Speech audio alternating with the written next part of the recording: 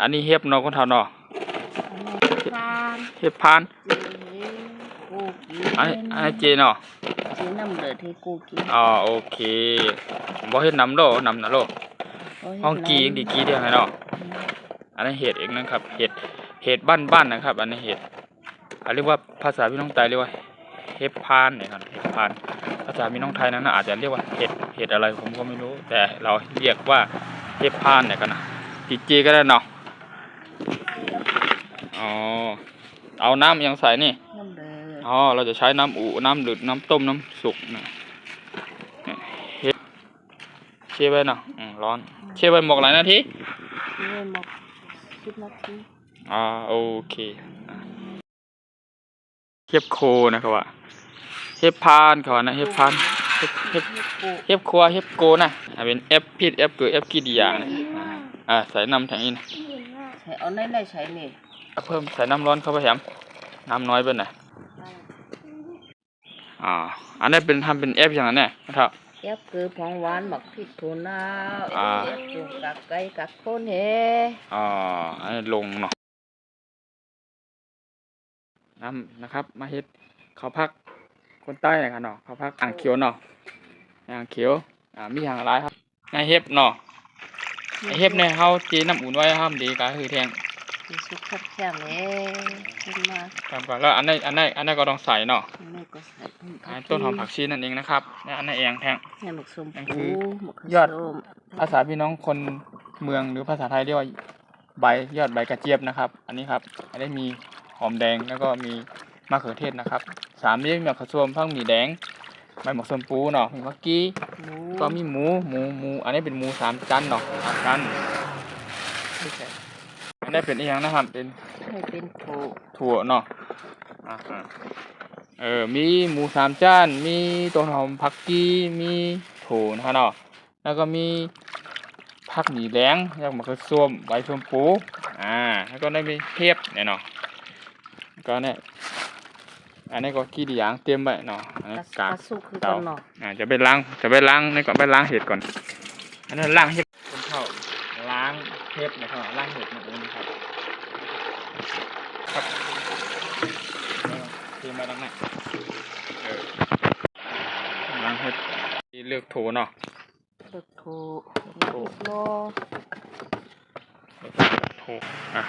คนเท่าเลือกไปเลย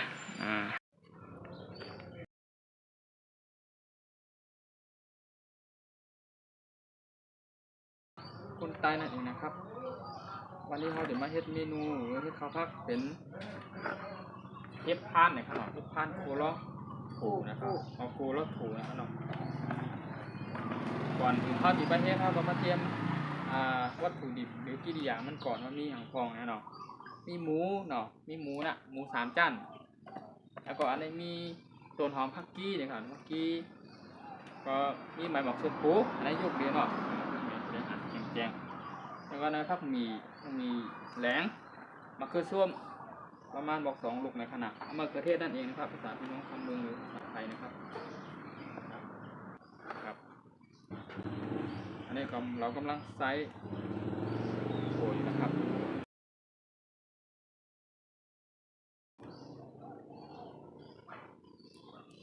หลังจากที่เราเตรียมวัตถุดิบอะไรต่างๆสำหรับเมนูนี้เรียบร้อยแล้วนะครับคอยดูว่าเราจะทำยังไงต่อวิธีการขั้นตอนนะครับไปดูกันได้เลยครับเห็ดข้าวผัดขนอกไปต้วยว่าสีหน้าตาที่ออกมาเป็นจึงหือนะครับสีหน้าตาลักษณะความเป็นพื้นบ้านหรือว่าการทำอาหารพื้นบ้านของพี่น้องคนใต้นะครับไปรับชมกันต่อนะครับว่าวิธีการทำขั้นตอนตั้งแต่เริ่มเตรียมวัตถุดิบต่างๆนะครับที่มีอะไรบ้างนะครับที่อธิบายไปเมื่อสักครู่นี้นะครับหลังจากที่เราเตรียมเสร็จทุกอย่างใส่ถั่วนะครับล้างมะเขือเทศล้างหอมแดงล้างใบกระเจี๊ยบนะครับใบหมักส้มปูนั่นเองนะครับแล้วก็หมู3 ชั้นเห็ดแล้วก็ล้างเรียบร้อยนะครับเราเตรียมเรียบร้อยเตรียมพร้อมเราก็จะมาผัดกันเลยครับว่าใส่อะไรไปก่อนนะครับ นะครับก่อนอื่นก่อนที่เราจะผัดเห็ดลงไปนะครับวิธีการทำว่ามีอย่างไรบ้างนะครับขอไปรับชมกันนะครับนี่มากับผมไตพุชแนลทำอาหารที่บ้านคนตายนั่นเองนะครับกับคนเฒ่านะครับคนเฒ่าผู้ช่วยครับจากนั้นเราก็จะมาหั่นหรือซอยหมูสามชั้นนั่นเองนะครับซอยหมูนั่นเราคนเฒ่าเนาะ ใส่หมู ใส่หมูใส่หมูหมูใส่แล้วเฮ็บโคก็เฮ็บโคแล้วถูดึกซอยหมูค่ะตอนนี้ซอยหมูซอยหมูบ่เจ็บบ่ใหญ่เนาะโอเคเราเฮ็ดพันแข็มนะเฮ็ดพันให้อันนี้ซอยมะเขือส้มซอยมะเขือเทศนั่นเองนะครับ อบรสพัก มันต้องใช้เขียงเนาะใช้มือเนี่ยเนาะ ใช้มือไหนเด็ดเลยหวานเพราะซอยเขียงเหมือนหวาน อ๋อโอเคตามคนเฒ่าบอกนะครับคนเฒ่าบอกว่าใช้เขียงแล้วซอยนี่มันไม่ค่อยอร่อยใช้ซอยกับมือแบบนี้เลยครับวิธีการทำก็ต้องมี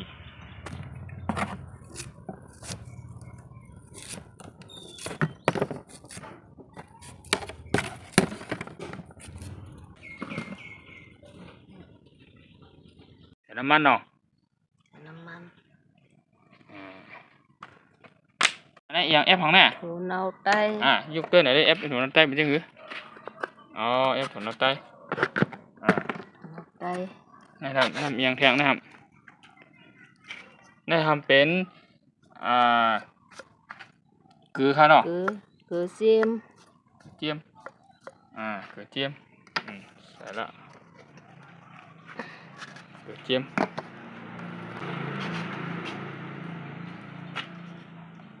เนี่ยเป็น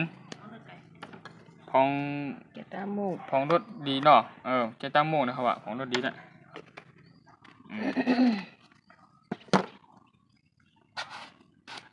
ผงมีเอาผงหวาน พองหวานอันนี้พองหวานพองหวานค่ะอันนี้ทีเดียวครบยาวๆอันนี้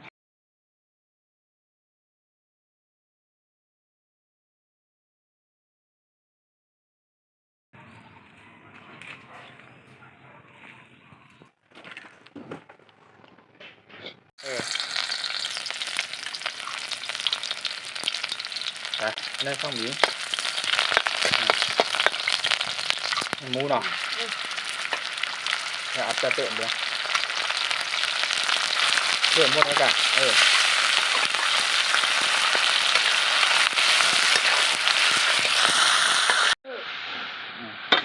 ตามใจคุณทำจะได้หมดเลยทำมองปีนห้ามปีนเลยยังแทงแน่มาค่ะ โถ ใส่ถั่วไปไว้ในเม็ดแม่นคิดแม่นเหรอ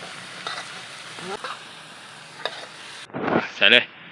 โกโถมดันซุกอ่ะ จะกุ้งนานมันอยู่ กุ้งร้านแล้วดอกเฮ็บอันนี้ใส่เฮ็บเนาะสาว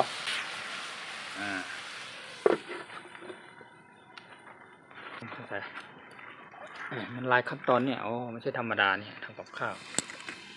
ง่ายๆนะคิดว่ากับข้าวบ้านๆทำกินแป๊บเดียวก็ได้กินแล้วง่ายๆเองไม่ใช่แบบนั้นครับก่อนจะได้กิน1 เมนูนะครับอย่างแรก หมักสมปู หวานมัน นี่นะครับเมนูพื้นบ้านคนไทยนะครับวันนี้เมนูเฮ็บพานโคโลเฮ็บเฮ็บพานโคโลโถนั่นนะครับเนาะเสียงภาษาจันคนเท้าได้เฮ็ดอยู่สุดยอดแค่มาเฮ็ดก็เดี๋ยวแทงก็ทำไปได้ใส่เนี่ยผักกี้ว่ะก็ได้ว่ามีผักกี้แต่เดี๋ยวอุบใส่มั่วละใส่กิริยาเยาวๆใส่เฮ็บใส่โถโคหมูส่วนผักหมี่ยาวๆหมดอะกิริยาคือถั่วเน่าปองหวานของรสดีใส่ยาวๆก็ได้อุบไว้ก่อนถ้าอุบให้มันสุกดีเนาะก็ได้อันนี้มาเมนูแบบนี้ครับ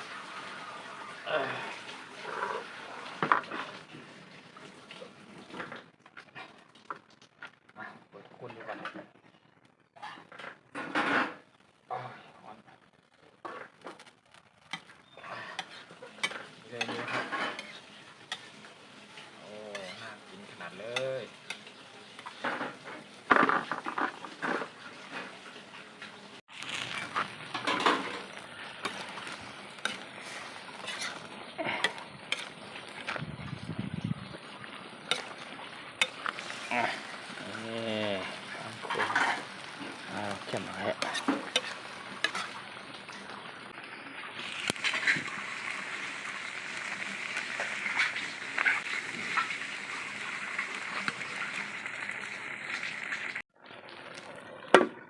ปิดฝาไว้ก่อนใส่ผักชีอันนี้จะใส่ ขี้ อ๋อไปใส่ก่อนข้าวที่ปรุงเนาะ ไปใส่ก่อนก็ติดปรุง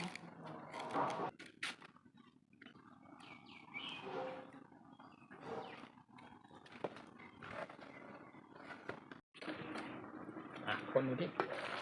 โอ้น่ากินขนาดแบบนี้เลยลักษณะแบบนี้เลยครับเดี๋ยวเปิดใหม่ๆของปลาซุกเกี๊ยว ยังจัง ร้านแก้ว หวานอยู่แล้วโอ้เขาใต้พักแป้นขึ้นหวานอยู่แล้วคนทาบอกหวานเต้ว่ะหวานอยู่แล้วต้องห่วงเครื่องเปลี่ยนน้ำไอ้กบฏ อ๋อใส่ทั้งเกลือได้หรอ นี่ยักษ์คือ อ๋อ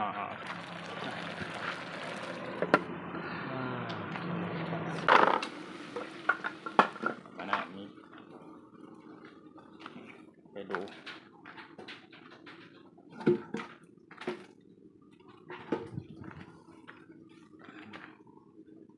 มาใต้ในการออกกันนะใต้นะเฮ็ดข้าวผักคนใต้เนี่ยคนใต้เฮ็ดข้าวผักในการเฮ็ดข้าวผักอ๋อแล้วก็ภาษาพี่น้องไทยภาษาไทยนั่นเองทำอาหารพื้นบ้านคนใต้นะครับนี่ไทยนะไปเดินดูรอบๆก่อนนี่ฮัลโหลไฟดูแห้งหนาวหรออันนี้ครัวเผาเนี่ย ถามคนเท้าเนี่ยอันนี้ผัดหรือเผาเนี่ยโอ้โหโอเค กี้ ที่ ชูกาน่ากินนะเดี๋ยวว่าน้ำแบบ แค่นั้นอ่ะปุ๋งไม่ได้ปุ๋งเสร็จเรียบร้อยใครตักเลย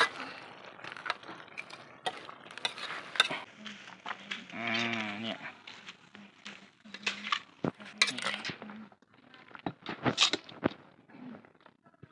นี่ยาโอ้หอมก่อนหอมมันหรอ หอมหอมหวานหวานเฮ็ดอุบเฮ็ด ให้พังก่อนนะ เฮ็ดอุบโลดหนึ่งหมูอุบโลดถูกอุบโลด เอาวางใต้เด้อุบโลดถูกข้ามอุบโลดถูกอุบโลดเนื้อหมู3สั้น เสร็จแล้วเฮ็ด โอเคเนี่ยกับข้าวเมนูบ้านๆครับประมาณนี้นะครับ เป็นเมนูพื้นบ้านคนไทยนั่นเองนะครับทำกินเองนะครับนี่สำหรับท่านเห็บพานโคนะครับเนาะเห็บพานโคโลหรือว่าอุบลโถเนี่ยครับเนาะหมูสามจันสุกเรียบร้อยสุกเรียบร้อย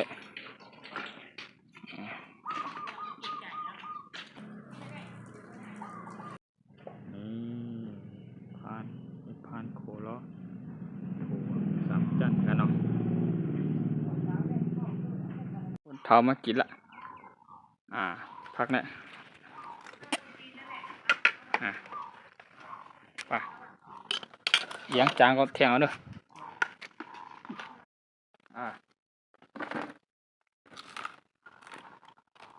มาไม่ก้อยเสร็จกินข้าวเอาน้ำก่อนคนเท้าก่อน ก็กินหรอได้นาน กินได้ก่อนนะหรอ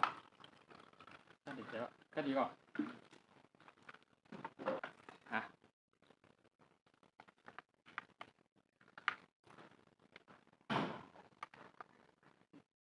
เดี๋ยวพาคนนะครับมากินข้าวด้วยกันครับเพื่อนๆครับหลังจากที่เราทำเมนูกับข้าวอาหารแล้วครับนี่เราก็มากินให้ดูเลยนะครับว่าเป็นจะได้อร่อยมาก3 คนนี้คนเท่า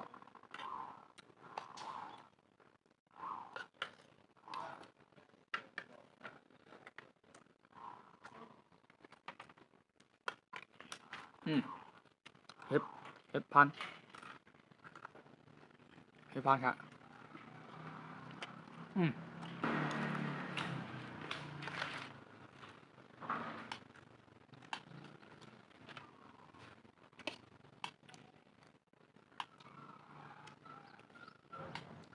ฮะ มันว่าพวกเขา อ๋อ ก็ทำนอนนะ แดดออกละแดดส่องละส่องไปด้านนู้นเลยตอนนี้ยังร่มอยู่กินข้าวร่มอยู่ไม่เป็นไร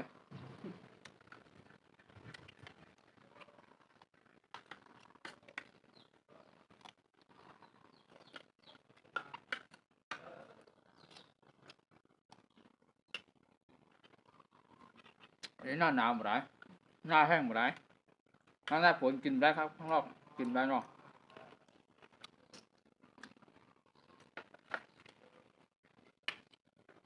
รู้พลัง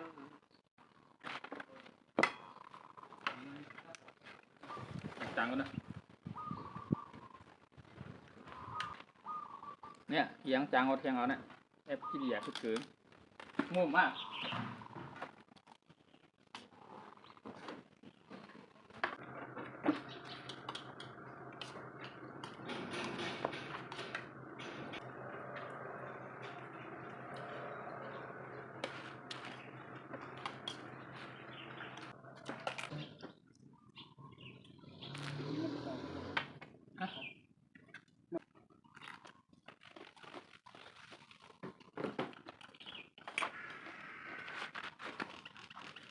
เดี๋ยวทานด้วยคนเท่าของน้องหวานก่อนคนทำเนี่ยใส่ข้าวหวานไปเลยเลยหวานก็ เฮ้ยวันละ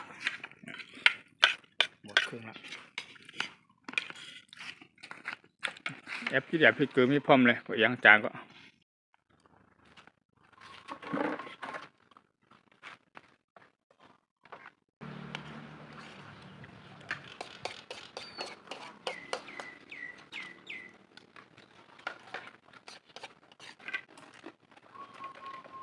กระพ่วงนะ ทุกครับ ลูกข้าวปลา